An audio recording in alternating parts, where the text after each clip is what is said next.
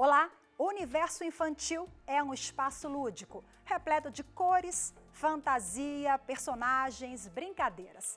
Mas, por meio desses elementos, a literatura é terreno fértil para abordar assuntos mais complexos, como racismo, diversidade, respeito às minorias, bullying, entre outros temas. No programa de hoje, eu apresento o trabalho de dois escritores que têm obras publicadas com assuntos desta natureza, a literatura com propósito, que aborda direitos e garantias de crianças e adolescentes, torna os pequenos mais cientes e conscientes dos seus direitos.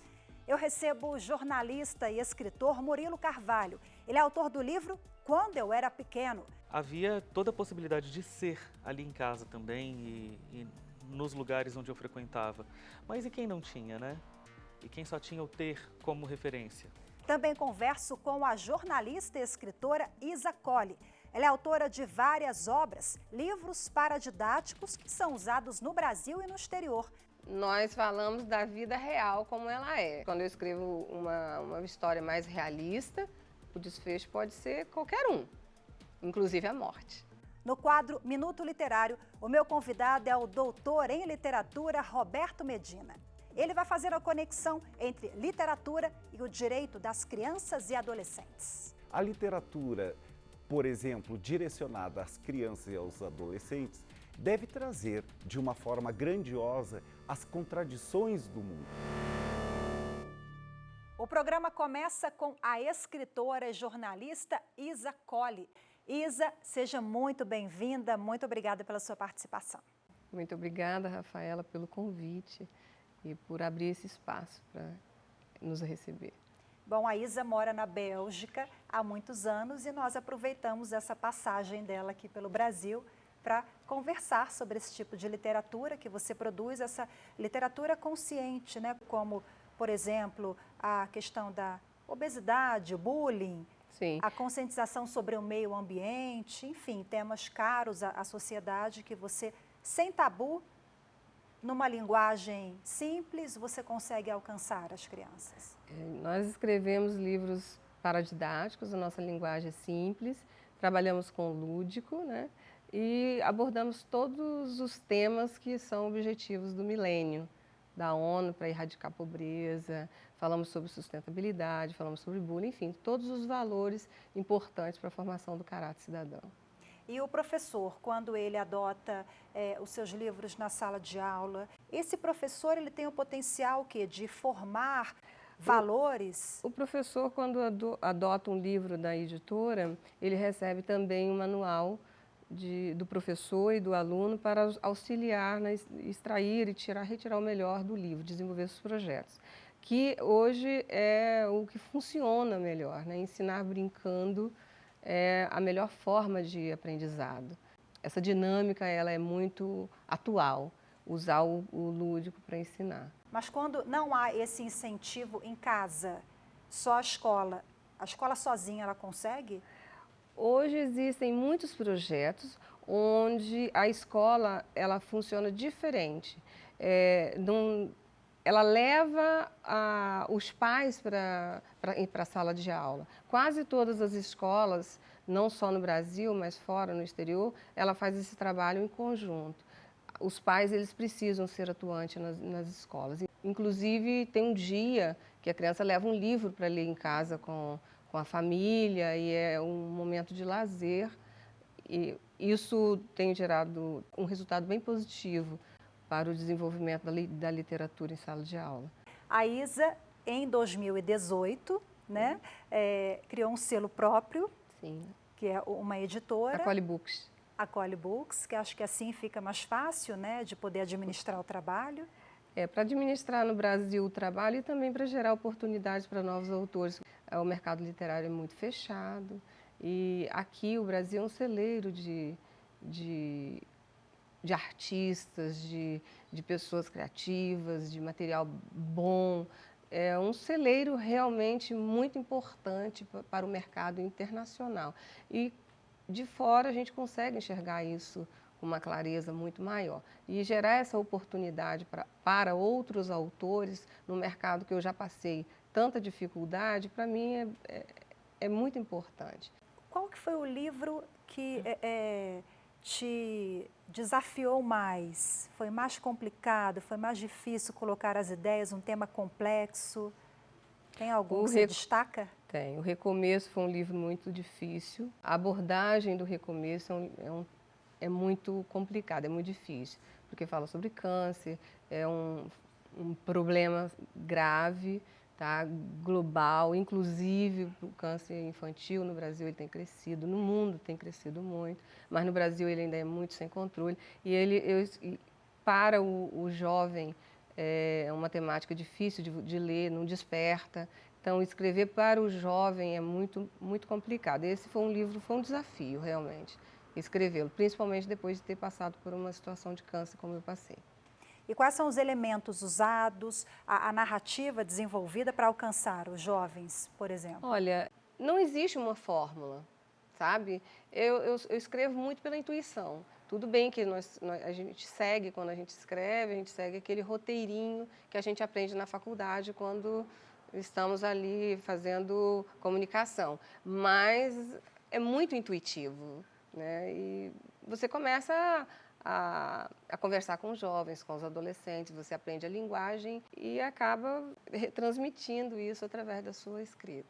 Falando no universo infantil, não segue aquele roteiro de felizes para sempre? Não, nós falamos da vida real como ela é. Então, quando eu escrevo fábula, tem um desfecho. Quando eu escrevo uma história mais realista, o desfecho pode ser qualquer um, inclusive a morte. Ela precisa saber que a morte existe, que quem está vivo vai morrer. Se a gente vai apresentar isso para uma criança através da morte de um pássaro ou da morte de um animal, não importa, mas ela tem que ter esse convívio, ela precisa saber que faz parte da vida, morrer faz parte da vida. Isa, a sua produção sempre tem essa ligação, né, com passar alguma mensagem, propor a reflexão. Desde quando você optou por seguir essa pegada? Desde que eu fui obrigada a me afastar do meu trabalho por um problema de saúde grave e precisei não parar de produzir para que eu não enlouquecesse e acabasse me envolvendo, não perdesse as expectativas e a esperança pela vida. E aí eu comecei a me dedicar bastante à literatura e o resultado tem sido esse. Inclusive de passar mensagem não só sobre o que eu passei, sobre a doença, mas sobre vários outros temas. Isa, o seu trabalho ganhou visibilidade na Europa. Sim. Né? Você começou a trabalhar lá, lançou o primeiro livro lá. Lá, em 2013. Qual foi o primeiro livro? O primeiro livro na Europa foi o Pirulito das Abelhas, que inclusive ficou no Kosovo, ficou em 10º lugar de vendagem no Kosovo. Enfim, o trabalho cresceu lá na Europa, né? E qual era a temática? A temática, o livro fala sobre as abelhas, a produção das abelhas, fala sobre o meio ambiente, fala sobre a descoberta das abelhas pela extinção. Você citou agora um tema que é uma temática global, a preocupação com o meio ambiente, mas você faz alguma adaptação em relação aos assuntos no Brasil e no exterior, já que as suas obras estão lá e aqui? Não, eu escolhi escrever, eu observo bastante o que está acontecendo no mundo. E nós sabemos que a ONU tem uma preocupação muito grande com todos os problemas, ela quer realmente fazer alguma coisa e faz, né? Então, por que não o escritor auxiliar uma instituição que é tão importante para o desenvolvimento mundial concluir em alcançar esse objetivo? Então, eu escolhi escrever sobre temas que possam agregar valor a esse trabalho da ONU. Não é para pegar carona, tá? As pessoas podem imaginar isso, mas não é. Eu escolhi escrever sobre esses temas, né? Bom, são mais de 20 livros, é difícil a gente citar todos eles aqui. A Isa trouxe algumas obras. Eu queria rapidamente falar sobre O Pássaro de Seda. O Pássaro de Seda acaba de ser lançado aqui no Brasil? Aqui no Brasil. O Pássaro de Seda é um livro que fala sobre um garoto, tá? Que é apaixonado por pipas, né?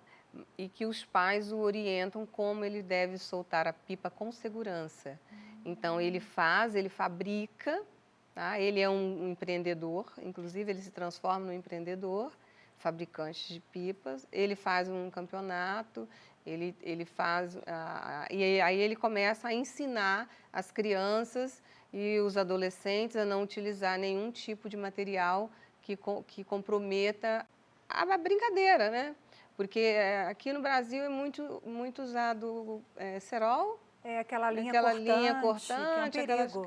Inclusive para as redes, né, elétricas. Então, esse livro fala sobre esse assunto, fala também sobre o perigo de soltar balão. Temos bullying também. Temos o livro. Tem um macaquinho aqui muito interessante, eu não posso terminar sem falar do macaquinho, que é o Luke. O Luke é o querido, esse livro fez muito sucesso também, né, Isa? Esse aqui, ó. Ele viajou a Europa inteira alertando os humanos sobre o problema da obesidade infantil. E é um livro muito especial porque ele ganhou o direito de representar o Rio de Janeiro no primeiro Fórum Internacional do Pacto de Milão, né, da ONU, da FAO-ONU, o ano passado. Ele se tornou o queridinho do Brasil. E tem uma obra aqui bilíngue, que é O Elefante Mágico e a Lua. E a Lua. O Elefante Mágico e a Lua. Aqui é português e inglês. Português e inglês. Como é que foi a receptividade dessa obra? E foi a primeira que você adotou nesse formato, português e inglês? Sim, é a primeira. Todos os demais têm tradução para outros idiomas, né? Mas esse foi uma experiência que nós quisemos fazer com um livro bilíngue. E a gente fez, mas não acreditando muito no projeto, não. E o Brasil adotou o material, tem várias... Aqui em Brasília tem escolas que são adotantes do livro bilíngue. Eu não imaginava que as escolas aqui no Brasil iam ser tão receptivas a um livro bilíngue. Quer dizer, mais uma vez transitando por várias áreas, a sua criação aí não tem limite. Mas essa essa é a ideia, é você criar o que o momento lhe permitir criar. Pode ser que eu saia daqui hoje e escreva uma história sobre a Rafaela. Então... E que você continue criando muito, vida longa ao selo o Collin Books. Obrigada. Parabéns pelo seu trabalho. Obrigada pela sua disponibilidade de participar conosco. Eu que agradeço pelo convite, agradeço pela oportunidade de poder mostrar um pouco do nosso trabalho. Eu estarei sempre à disposição. A gente faz agora uma breve pausa. Daqui a pouco eu converso com o jornalista e escritor Murilo Carvalho. Ele é autor do livro Quando Eu Era Pequeno. Até já.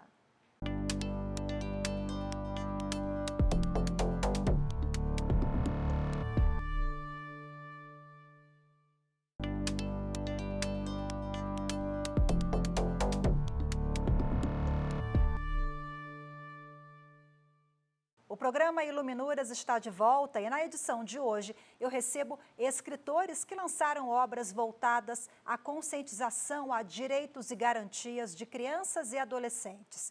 Quem está ao meu lado neste segundo bloco é o meu colega, jornalista e escritor Murilo Carvalho. Seja bem-vindo, Murilo. Obrigado, Rafa. Obrigado por esse espaço, essa oportunidade de falar aqui sobre o Quando Eu Era Pequeno. Bom, Murilo acaba de lançar o Quando Eu Era Pequeno. E são histórias relacionadas ao que? A tua ligação com a família, com a escola, com o mundo, com o quê? Exatamente a tudo isso e mais um pouco, né, Rafa? O período da infância é aquele em que tudo está muito novo, tudo está à sua disposição, o mundo está sendo descoberto. Quando você tem boas garantias de direitos para a infância, que era o meu caso, as possibilidades de sonhar, de brincar, de ser feliz, de ter acesso à família, à saúde, à educação, elas são amplificadas. E surgiu o Quando Eu Era Pequeno exatamente depois de eu ter lido um livro do Antônio Prata, que é o Nu de Botas, que ele fez exatamente isso. Ele revisitou as memórias da infância dele, e ele é filho de um escritor, o Mário Prata.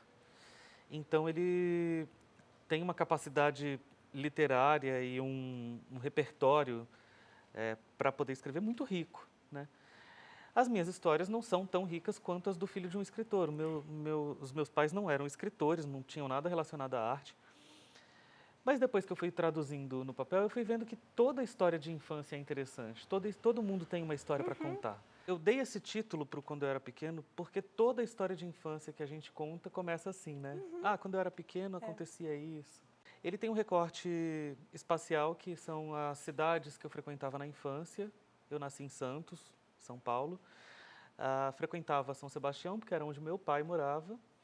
E depois eu me mudei para Alfenas, já ali no começo da pré-adolescência. O livro ele tem esses recortes espaciais, né, que são as cidades onde eu vivia e que dizem muito respeito à garantia de direitos relacionados à infância. Por quê? Porque em Santos sendo uma cidade grande, portuária, que viveu uma epidemia de AIDS nos anos 80, ela se tornou uma cidade muito perigosa para a infância, então não tinha aquela coisa do brincar na rua.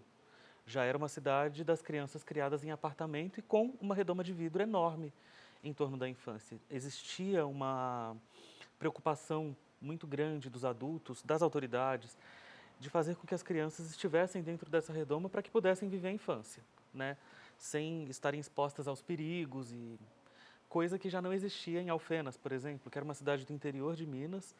E, ao mesmo tempo em que havia toda a liberdade do mundo para a infância, todos os perigos, tudo aquilo que se protegia em Santos, né, todas essas questões, né, relacionadas a drogas, à violência, à sexualização precoce, já estavam muito presentes para quem era criança em Alfenas, por exemplo. Isso se traduz nos contos. E fui me inspirando nessas histórias e, claro, aquilo que a memória não dava conta de cuidar, aí entra a literatura, né? Entra a criação literária. Vamos transformar isso daqui em histórias bacanas de serem lidas. Ô Murilo, quando a gente conta boas histórias, com essa conscientização, falando de, você conta aqui vitórias, fracassos, né, problemas na família, doença, eu imagino que deve ter um pouquinho de diversidade também. A literatura é uma ferramenta para a gente poder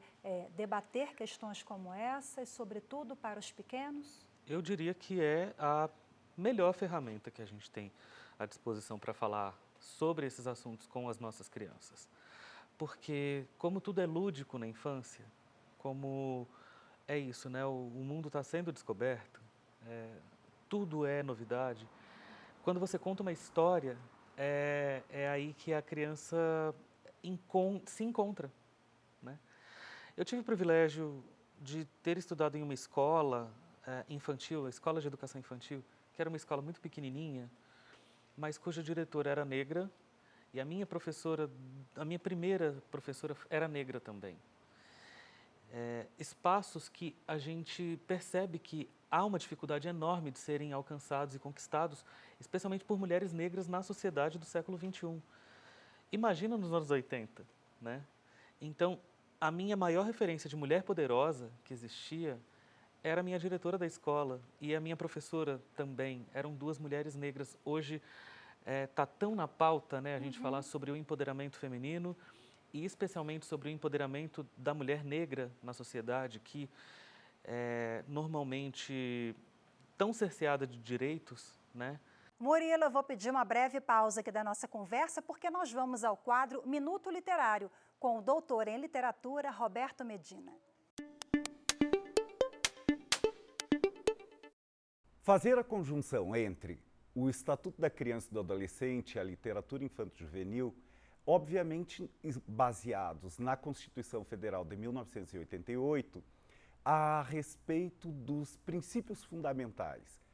Destacamos aqui o dever da família, da sociedade e do Estado para a proteção, pensando em vida, saúde e cultura. A literatura, por exemplo, direcionada às crianças e aos adolescentes, deve trazer de uma forma grandiosa as contradições do mundo.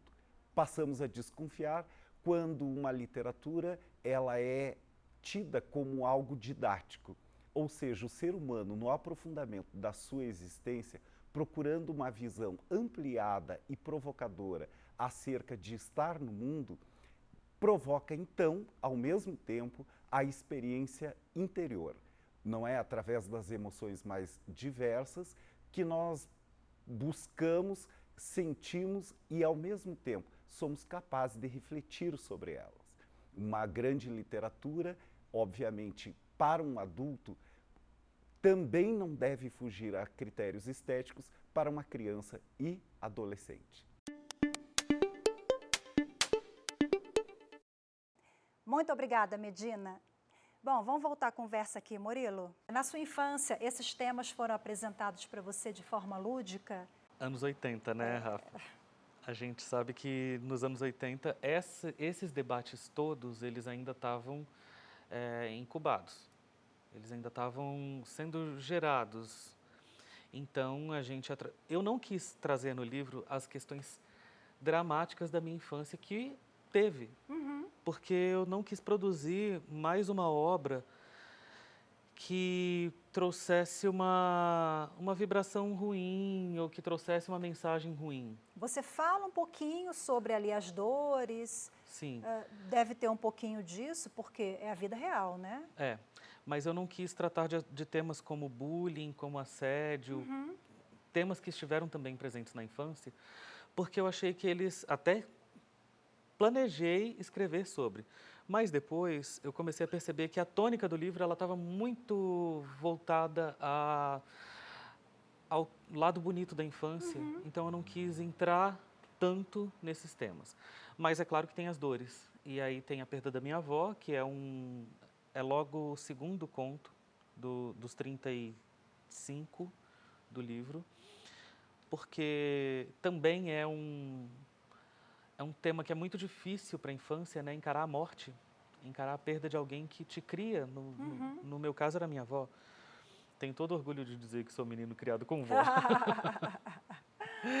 E também a perda de um amigo, que eu tinha 9 anos e ele também tinha 9 anos, e ele morreu num acidente estúpido de carro.